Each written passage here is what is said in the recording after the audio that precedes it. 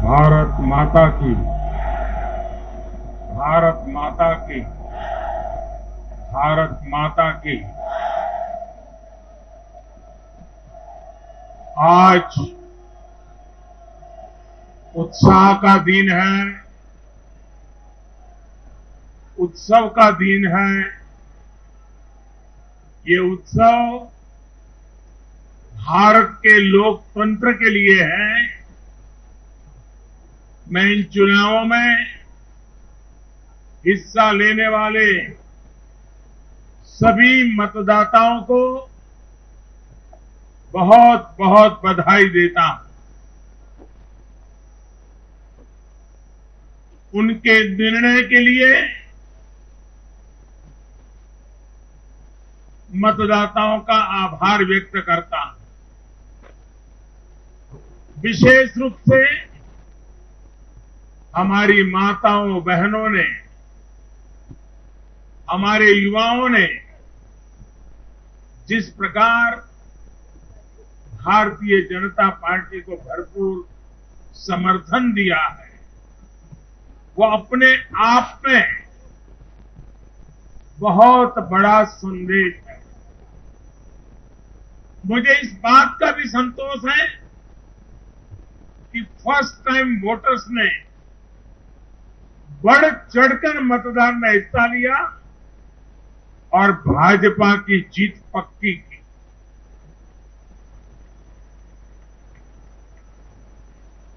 चुनाव के दौरान भाजपा के कार्यकर्ताओं ने मुझसे वादा किया था कि इस बार होली 10 मार्च से ही शुरू हो जाएगी। हमारे कर्मठ कार्यकर्ताओं ने ये विजय ध्वज फहरा करके इस वायदे को पूरा करके दिखाया है। मैं भाजपा के सभी कार्यकर्ताओं की भूरी भूरी प्रशंसा करूंगा,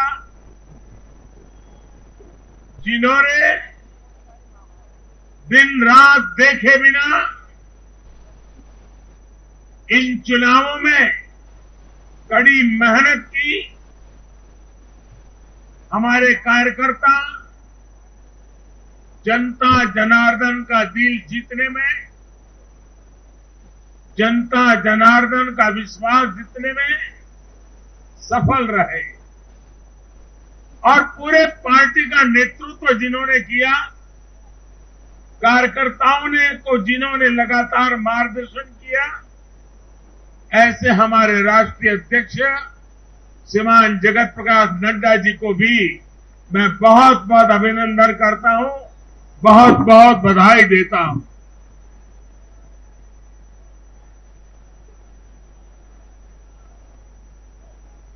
पार्टी के हर छोटे मोटे सभी कार्यकर्ताओं ने उनके अथक परिश्रम से आज एनडीए के लिए जीत का चौका लगाया है।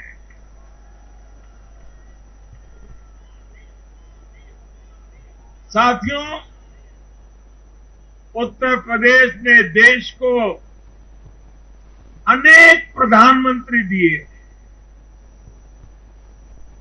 लेकिन 5 साल का कार्यकाल पूरा करने वाले किसी मुख्यमंत्री के दोबारा चुने जाने का यह पहला उदाहरण है।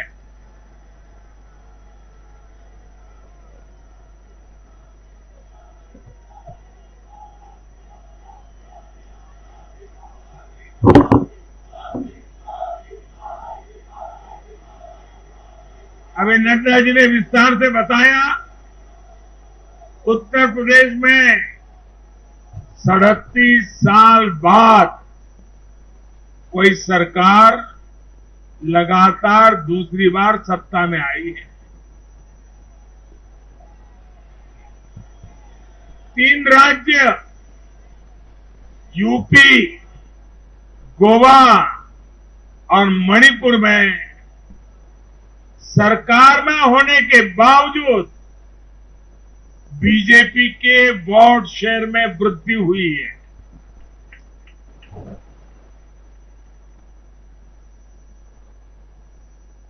गोवा में सारे एग्जिट पोल गलत निकल गए और वहां की जनता ने तीसरी बार सेवा करने का मौका दिया। 10 साल तक सत्ता में रहने के बाद भी राज्य में बीजेपी की सीटों की संख्या बढ़ी है। उत्तराखंड में भी भाजपा ने नया इतिहास रचा है। राज्य में पहली बार कोई पार्टी लगातार दूसरी बार सत्ता में आई है। यानी सीमा से सटा एक पहाड़ी राज्य, एक समुद्र तटीय राज्य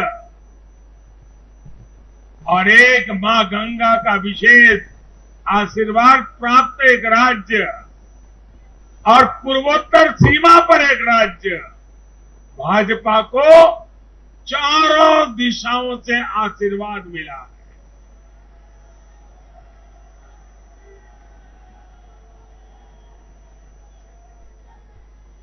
इन राज्यों की चुनौतियां भिन्न है,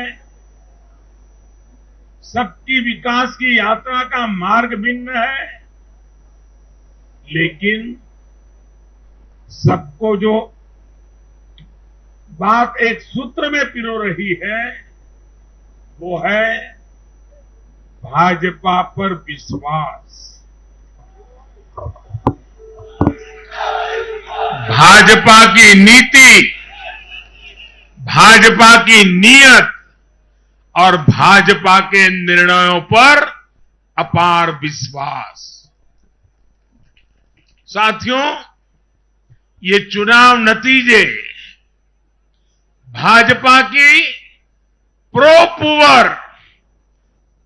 एक्टिव गवर्नेंस पर एक प्रकार से बड़ी मजबूत मोहर लगाते हैं। पहले जनता अपने ही हक के लिए सरकार के दरवाजे खटखटाकर थक जाती थी। बिजली, पानी, गैस, टेलीफोन, बहुत बुनियादी सुविधाओं के लिए, सामान्य जरूरतों के लिए सरकारी दफ्तरों के चक्कर काटने पड़ते थे, पैसे देने पड़ते थे।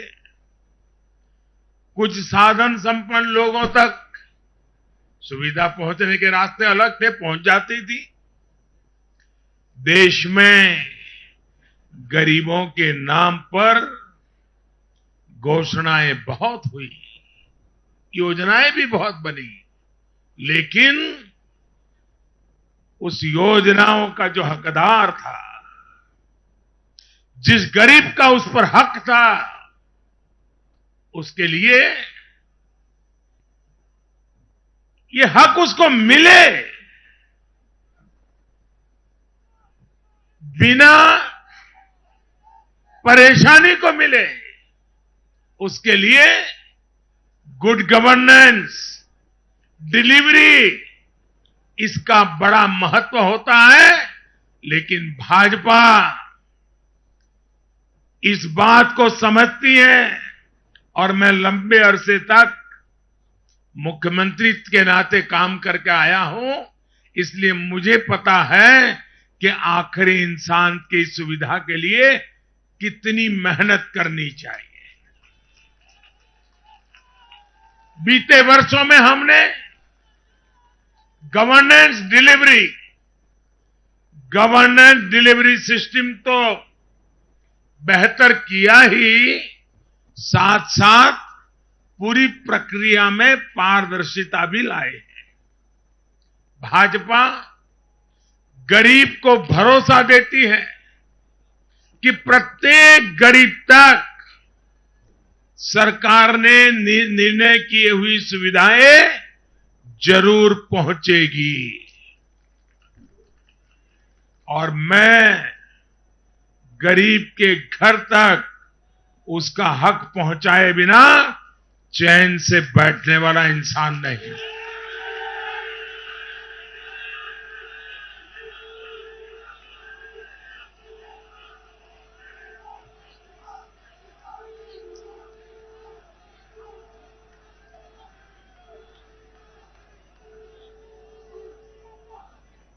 दो दशक से भी ज्यादा समय तक हेड ऑफ द गवर्नमेंट के रूप में सेवा करने का मुझे सौभाग्य मिला है।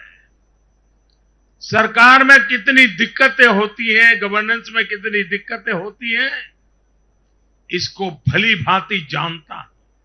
उसके बावजूद भी मैंने एक ऐसी हिम्मत की है, शायद कोई न कर पाए। और वो हिम्मत मैंने लाल किले से 15 अगस्त को मेरे भाषण में उसको व्यक्त किया था। मैंने कहा था कि अब भाजपा को जहां जहां सेवा करने का मौका मिलेगा, हम हर योजना के जो हकदार हैं उनके लिए 100% सैचुरेशन, यानी काम को 100% पूरा करना, हर गरीब तक हर सरकारी योजना का लाभ पहुंचाना, ये 100% की कल्पना करना 2 दशक से ज्यादा समय सरकार का काम करने के बाद मैं कहता हूं, ये बहुत बड़ी हिम्मत की है मैंने। और ये हिम्मत मैंने इसलिए की है कि जब ईमानदारी होती है, नीयत साफ होती है, गरीबों के प्रति करुणा होती है, देश का कल्याण यही जीवन का मंत्र होता है, तो फिर ऐसे निर्णय करने की ताकत पैदा होती है। हम हर गरीब तक पहुंचेंगे, हम हर गरीब तक पहुंचेंगे, 100% लाभार्थियों तक पहुंचेंगे। भाई और बहनों, आज मैं देश की महिलाओं, हमारी बहन बेटियों को विशेष रूप से नमन करता हूं। चुनाव के नतीजों में मेरी इन माताओं बहनों का, बेटियों का बहुत बड़ा योगदान है। ये हमारा सौभाग्य है कि भाजपा को बहनों, बेटियों, माताओं ने इतना स्नेह दिया है, इतना आशीर्वाद मिला है। जहां जहां महिला मतदाताओं ने पुरुषों के मुकाबले ज्यादा वोट किया है, वहां बीजेपी को बम्पर जीत मिली है।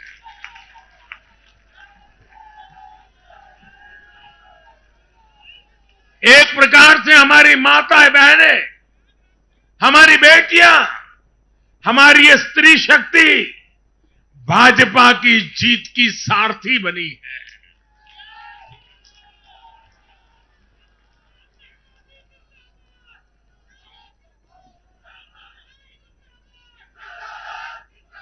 मैं जब गुजरात में था तो कभी कभी कुछ ऐसी घटनाएं हो जाती थी कि लोग चिंता करते थे, मोदी जी आपकी सुरक्षा का क्या, आप चिंता क्यों नहीं करते, अपने आप को क्यों संभालते नहीं हैं।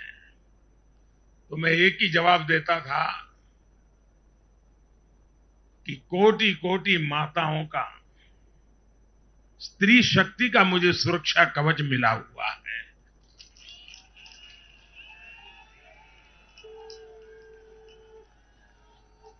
साथियों, भारत की माताएं, बहन, बेटियां निरंतर भाजपा पर विश्वास कर रही है। उनको पहली बार विश्वास मिला है कि सरकार उनकी छोटी से छोटी जरूरतों को भी ध्यान में रखती है। साथियों, इन चुनावों के नतीजों ने एक बात और साफ कर दी है कि यूपी की जनता को, और मैं सभी ज्ञानियों को कहता हूं कि देश की भलाई के लिए अब पुरानी घिसी पिटी रिकॉर्ड छोड़ के जरा नए सिरे से सोचना शुरू कीजिए।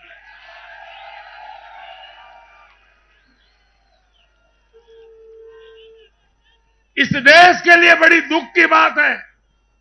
मैं स्वयं बहुत दुख अनुभव करता था जब ये ज्ञानी लोग यूपी की जनता को सिर्फ और सिर्फ जातिवाद के तराजू से तोलते थे, जातिवाद की दृष्टि से देखते थे। मैं समझता हूं कि उत्तर प्रदेश के नागरिकों को जातिवाद की बाड़ाबंदी में बांध करके वे उन जातियों का अपमान करते थे, उन नागरिकों का अपमान करते थे, पूरे उत्तर प्रदेश का अपमान करते थे। कुछ लोग ये कहकर यूपी को बदनाम करते हैं कि यहां के चुनाव में तो जाति ही चलती है। लेकिन भाइयों बहनों, उत्तर प्रदेश के लोगों ने दिखा दिया है। 2014 के चुनाव नतीजे देखें, 2017, 2019 के नतीजे देखें, और अब फिर 22 में भी देख रहे हैं। हर बार यूपी के लोगों ने सिर्फ और सिर्फ विकासवाद की राजनीति को ही चुना है। यूपी के लोगों ने इन लोगों को यह सबक दिया है और यह सबक उनको सीखना होगा। यूपी के गरीब से गरीब व्यक्ति ने, यूपी में गांव में रहने वाला व्यक्ति हो, पढ़ा लिखा हो या अनपढ़ हो, यूपी के हर मतदाता ने, हर नागरिक ने एक सबक दिया है कि जाति की गरिमा, जाति का मान देश को जोड़ने के लिए होना चाहिए, देश को तोड़ने के लिए नहीं होना चाहिए। और ये करके दिखाया है, 4 चुनावों में करके दिखाया है। वैसे आज मैं ये भी कहूंगा कि 2019 के चुनाव नतीजों के बाद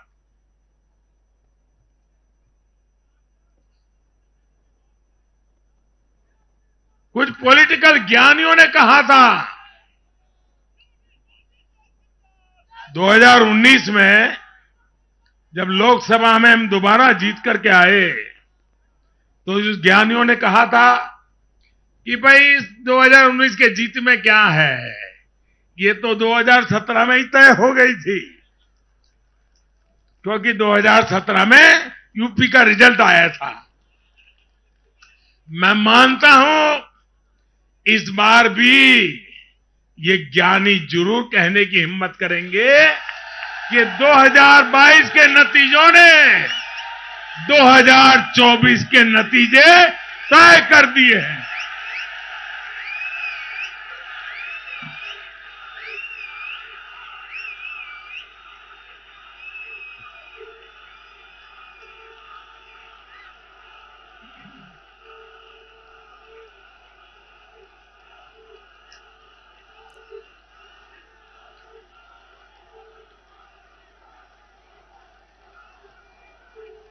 मैं आज पंजाब के भाजपा कार्यकर्ताओं की भी विशेष प्रशंसा करूंगा।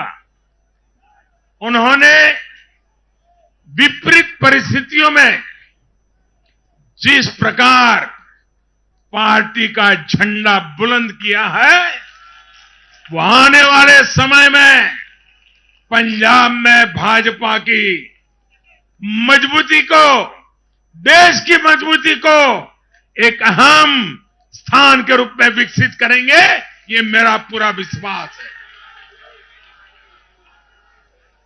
पंजाब में भाजपा एक शक्ति के रूप में उभरनी है, ये मैं अपनी आंखों के सामने देख रहा हूं दोस्तों। सीमावर्ती राज्य होने के नाते पंजाब को अलगाववादी राजनीति से सतर्क रखना भाजपा का कार्यकर्ता जान की बाजी लगा करके भी इस काम को करता रहेगा। आने वाले 5 सालों में भाजपा का हर कार्यकर्ता वहां इस दायित्व को जोर शोर से निभाने वाला है। ये विश्वास मैं पंजाब की जनता को आज देना चाहता हूं।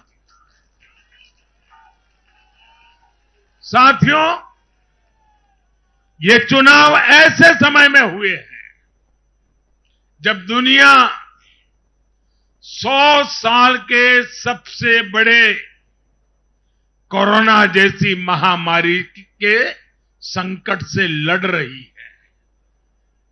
पूरी मानव जात, पूरा विश्व 100 साल में ऐसी बीमारी नहीं देखी, ऐसी मुसीबत से लड़ना नहीं पड़ा है। ये जैसे कुछ कम था तो युद्ध ने भी विश्व की चिंताएं बढ़ाई है। इन परिस्थितियों में दुनिया भर की सप्लाई चेन छिन्न भिन्न हो गई है। 2 साल से सप्लाई चेन पर बहुत ही विपरीत प्रभाव हुआ और युद्ध ने उसमें और जोड़ दिया। इन चुनौतियों से निपटने के लिए भारत ने जो कदम उठाए, आर्थिक स्तर पर जो फैसले लिए, गरीब कल्याण के जो फैसले लिए, उन सभी ने भारत को संभल कर आगे बढ़ने में बहुत मदद की।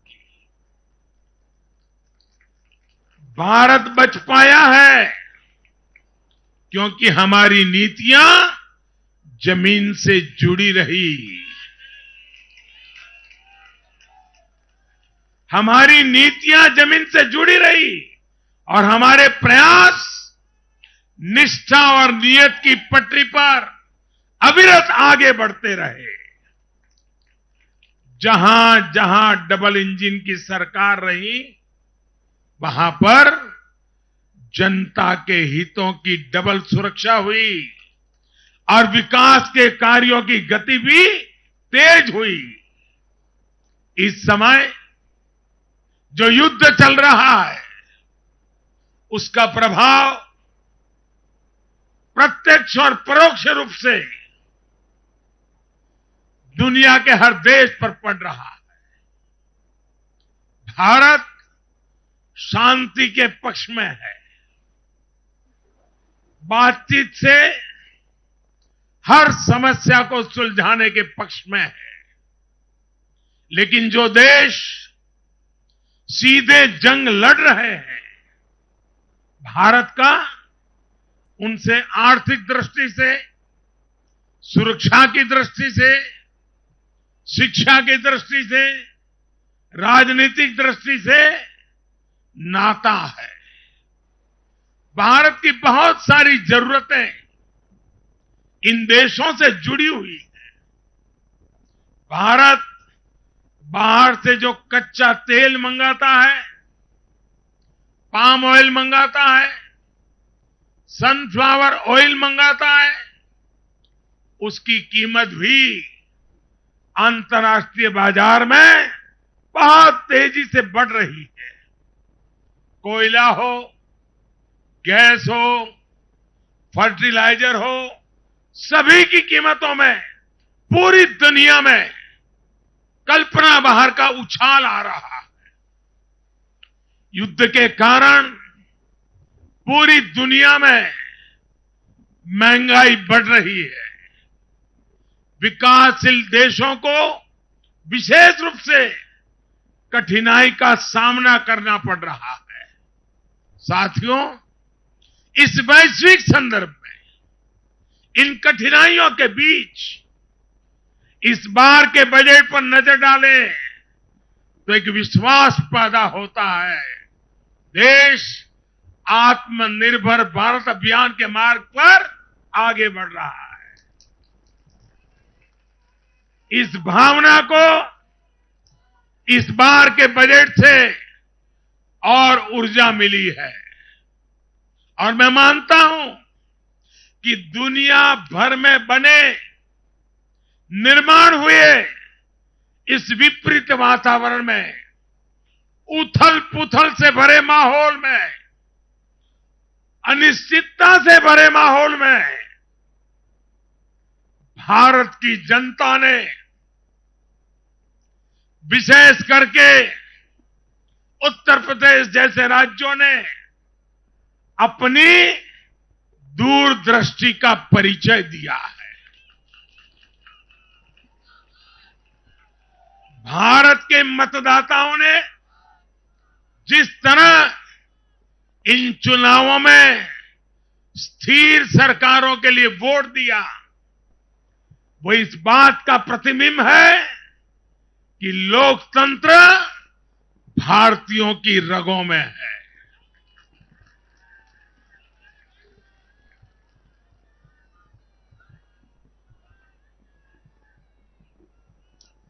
लेकिन भाई और बहनों, आज इस अवसर पर मैं देश के सामने अपनी कुछ चिंताएं भी रखना चाहता हूं।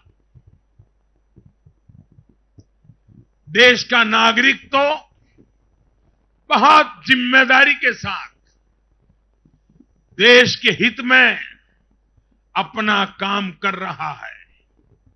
जब भी उसको अवसर मिलता है वो जिम्मेदारी के साथ पेश आता है।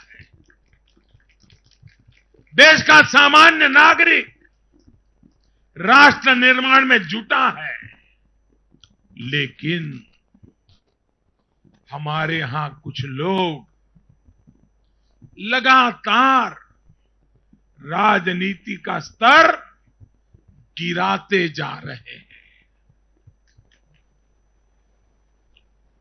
कोरोना के इस समय में भी हमने देखा है कि इन लोगों ने देशवासियों को गुमराह करने की लगातार कोशिश की। वैक्सीनेशन के हमारे प्रयासों की दुनिया प्रशंसा कर रही है, लेकिन इस पवित्र कार्य पर, मानवता के कार्य पर, सेवा के कार्य पर, भारत की वैक्सीन पर भी सवाल उठाए गए। दुर्भाग्य की बात है, जब यूक्रेन में हजारों भारतीय विद्यार्थी, हमारे छात्र, हमारे नागरिक फंसे हुए थे, तब भी देश का मनोबल तोड़ने की बातें हो रही थी। जो वहां फंसे थे उनके परिवारों की चिंता बढ़ाने का काम हो रहा था। ये लोग उन बच्चों में असुरक्षा की भावना बढ़ा रहे थे, यहां उनके परिवार वालों की चिंता बढ़ा रहे थे। इतना ही नहीं, इन लोगों ने ऑपरेशन गंगा को भी प्रदेशवाद की बेड़ियों में बांधने की कोशिश की।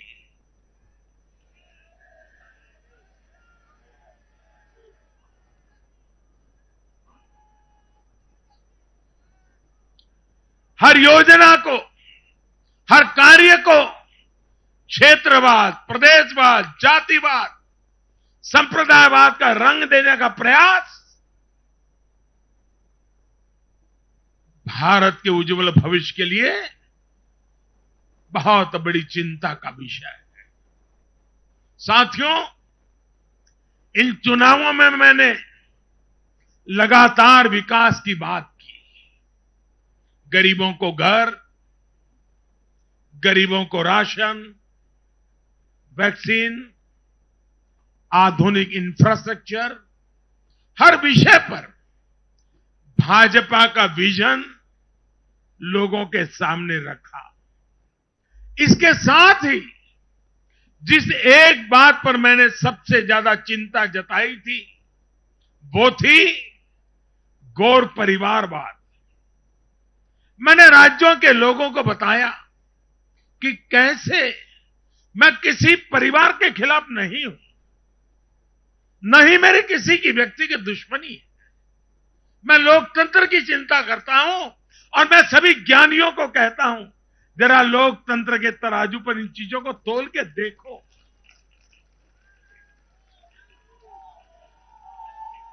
और मैंने लोगों को बताया कैसे परिवारवादी राजनीति ने उनके राज्य का कितना नुकसान किया है, राज्य को पीछे ले जा रहा है।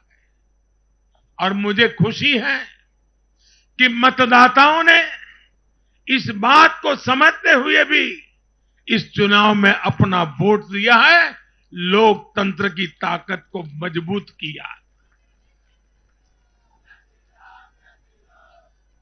साथियों, ये लगातार बहस बहुत जरूरी है। भारत जैसे लोकतंत्र में और देश को जिस ऊंचाई पर ले जाना है, उसको ध्यान में रखते हुए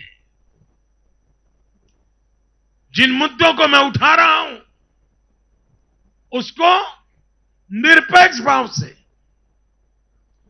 बहस होना जरूरी है। भारत में परिवारवादी राजनीति का, ये मेरे शब्द लिख करके रखिए दोस्तों, एक न एक दिन ऐसा आएगा जब भारत में परिवारवादी राजनीति का सूर्यास्त ये देश के नागरिक करके रहेंगे।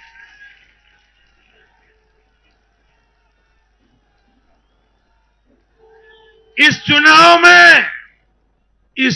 में देश के मतदाताओं ने अपनी सूझबूझ का परिचय दिखाते हुए ये क्या होने वाला है, इसका इशारा कर दिया है। साथियों, आज एक और विषय में देश के लोगों के सामने रखना चाहता हूं। ये विषय है भ्रष्टाचार के खिलाफ कार्रवाई को रोकने की साजिश। आप मुझे बताइए साथियों, क्या भ्रष्टाचार के खिलाफ कार्रवाई होनी चाहिए कि नहीं होनी चाहिए? भ्रष्टाचार करने वालों पर कड़ी कार्रवाई होनी चाहिए कि नहीं होनी चाहिए? ये भ्रष्टाचार रूपी दिमाग देश में से नष्ट होनी चाहिए कि नहीं होनी चाहिए? साथियों, हमारे देश में भ्रष्टाचार के खिलाफ लोगों में, भ्रष्टाचारियों के खिलाफ, ऐसे लोगों के प्रति एक भयंकर नफरत का भाव रहता है। देश की गाढ़ी कमाई को लूटकर अपनी तिजोरी भरने की ये प्रवृत्ति कुछ लोगों की पहचान के साथ जुड़ गई है। भारतीय जनता पार्टी 2014 में एक ईमानदार सरकार का वायदा करके चुनाव जीती थी और हमारी ईमानदारी को देखकर 2019 में जनता ने हमें और ज्यादा आशीर्वाद दिया।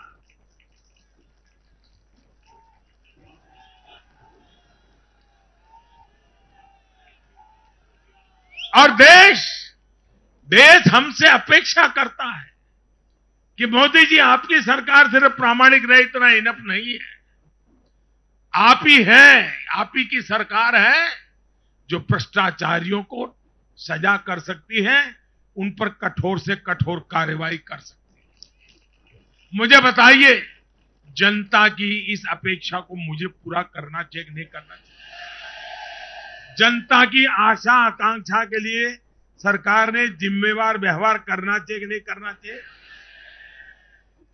लेकिन आज हम देख रहे हैं जो निष्पक्ष संस्थाएं, जो पूरी तरह इंडिपेंडेंट है, वे अगर भ्रष्टाचार के खिलाफ कार्रवाई करते हैं तो ये लोग और उनका पूरा इकोसिस्टम अब भ्रष्टाचारियों की रक्षा करने के लिए उन संस्थाओं को बदनाम करने के लिए मैदान में आ गए हैं।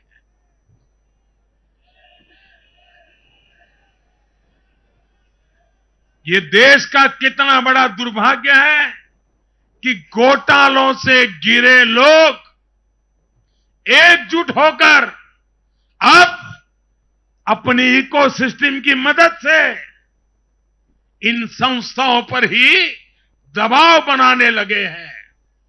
जांच एजेंसियों को रोकने के लिए ये लोग अपने इकोसिस्टम के साथ मिलकर नए नए तरीके खोजते हैं। इन लोगों को देश की न्यायपालिका पर भी भरोसा नहीं है। पहले हजारों करोड़ रुपए का भ्रष्टाचार करो, फिर जांच भी नहीं होने दो, और जांच करे तो उस पर दबाव बनाओ। ये इन लोगों की प्रवृत्ति है।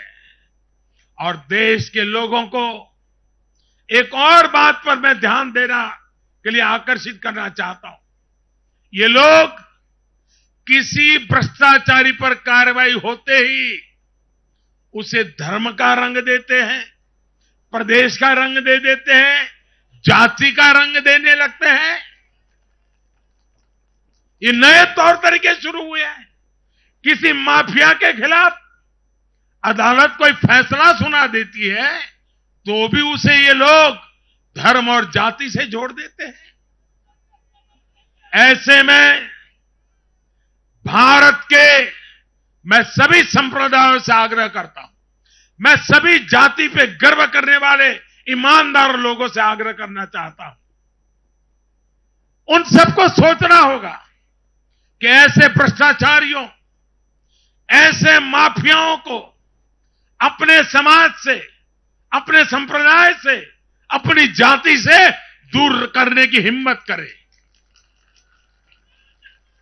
इससे समाज भी मजबूत होगा, संप्रदाय भी मजबूत होगा और हर व्यक्ति का भला होगा।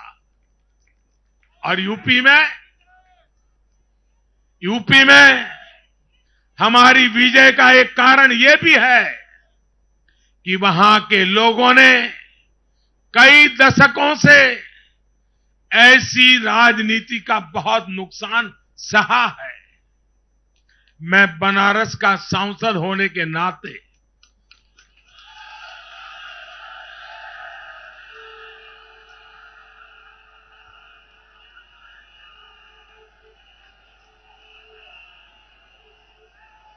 यूपी के लोगों के प्यार और आशीर्वाद ने मुझे भी यूपी वाला बना दिया।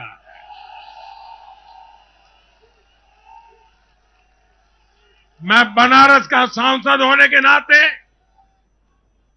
मेरे अनुभव से कह सकता हूं, यूपी के लोग ये बात समझ चुके हैं कि जाति को बदनाम करने वालों से, संप्रदाय को बदनाम करने वालों से अब दूर रहना है और राज्य के विकास को ही सर्वोच्च प्राथमिकता देनी है। साथियों, आजादी के 75वें वर्ष को देखते हुए भी इन चुनाव परिणामों का बहुत महत्व है। भारत आजादी के अमृत काल में प्रवेश कर रहा है। ये चुनाव परिणाम आने वाले 25 वर्षों के हमारे राष्ट्रीय संकल्पों के प्रति देश के मिजाज को, देश के मूड को प्रतिबिंबित करते हैं। यहां से हम दो पटरियों पर एक साथ तेजी से काम करने वाले हैं। एक तरफ गांव, गरीब, छोटे किसान, लघु उद्यमी, उनके कल्याण पर हमारा जोर है। वहीं दूसरी तरफ देश के संसाधनों, देश की युवा शक्ति को नए अवसर देकर हम आत्मनिर्भरता के मिशन को तेज करना चाहते हैं। भारत का युवा आज अपने हुनर से, अपने बुद्धि के बल से और अपनी क्षमता के उपयोग से दुनिया को समाधान दे रहा है। दुनिया का सबसे बड़ा और सबसे तेज टीकाकरण अभियान आज के भारत के सामर्थ्य का बड़ा उदाहरण। आज भारत डिजिटल पेमेंट सिस्टम में आत्मनिर्भर हो रहा है। स्टार्टअप के क्षेत्र में अपना सामर्थ्य बढ़ा रहा है और तकनीक के क्षेत्र में नई नई उपलब्धियां प्राप्त कर रहा है।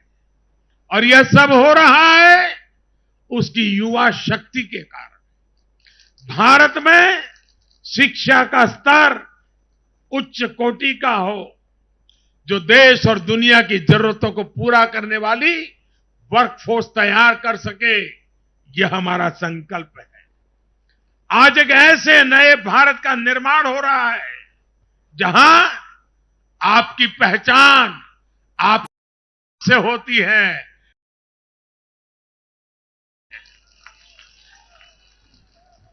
मुझे विश्वास है सबका साथ, सबका विकास, सबका विश्वास और सबका प्रयास के मंत्र पर चलते हुए हम अपने अपने राज्यों को नई ऊंचाई पर लेके जाएंगे।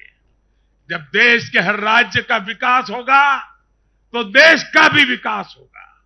और मुझे तो मैं गुजरात में इतने साल काम किया, दिल्ली में सरकार भारतीय जनता पार्टी को अच्छा मानने वाली सरकार नहीं थी। हमारी सरकार में रोड़े अटकाने के सोच वाली सरकार थी। फिर भी गुजरात में हमारा मंत्र यही था, भारत के विकास के लिए गुजरात का विकास।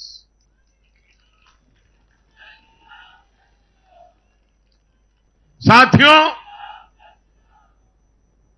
हमें जुट जाना है, एक पल भी गंवाना नहीं है। चुनौतियां कितनी ही कठिन क्यों न हो, लेकिन जीतने का संकल्प उससे भी बड़ा होता है।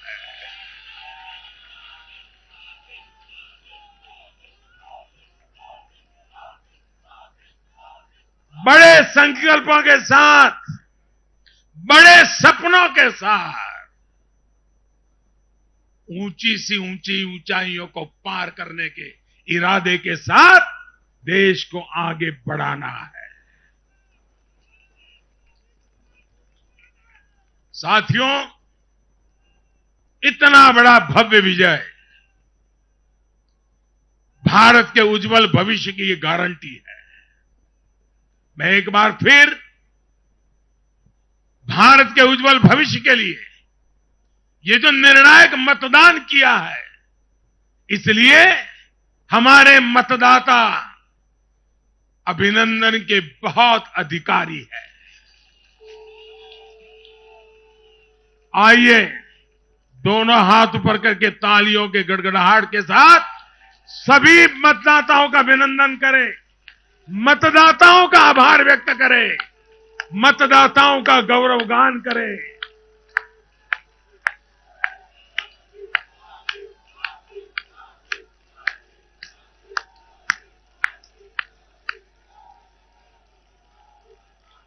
भारत माता की, भारत माता की, भारत माता की। बहुत बहुत धन्यवाद।